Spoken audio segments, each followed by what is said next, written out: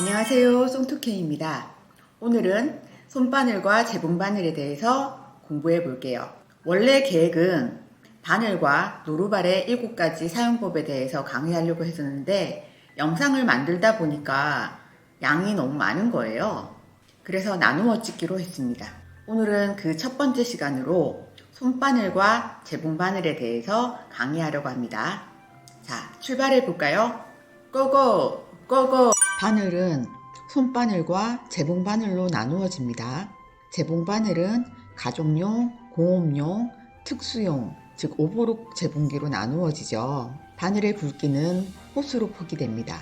바늘 끝이 가늘고 날카로워야 원단이 상하지 않아요. 손바늘입니다. 손바느질 할 때 사용하는 것으로 옷감의 두께와 실의 종류, 굵기 등에 따라 알맞은 것을 선택해서 사용하셔야 되고요. 재봉바늘입니다. 가정용, 공업용, 특수용 3가지 종류가 있고요. 호수가 클수록 굵어집니다. 일반적으로 14호 바늘을 많이 사용합니다. 가정용입니다. HA로 표기되고 한쪽 면이 납작한 형태입니다. 공업용입니다. DB로 표기되고 전체가 둥근 형태입니다.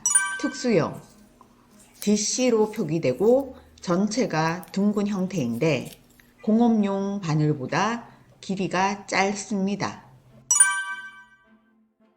자, 원단과 재봉 바늘과의 관계를 한번 보겠습니다. 여기는 천두께고요. 종류 바늘 번호로 정리되어 있습니다. 얇음 보시면 천 종류로는 시폰, 얇은 린넨, 얇은 레이스, 합성 섬유, 실크 등이 있고요. 바늘 번호는 11호입니다. 중간 두께로는 저희가 가장 보편적으로 많이 쓰는 천 종류를 말하는데요. 양복지, 린넨, 면, 벨벳, 얇은 울, 가는 코드로이.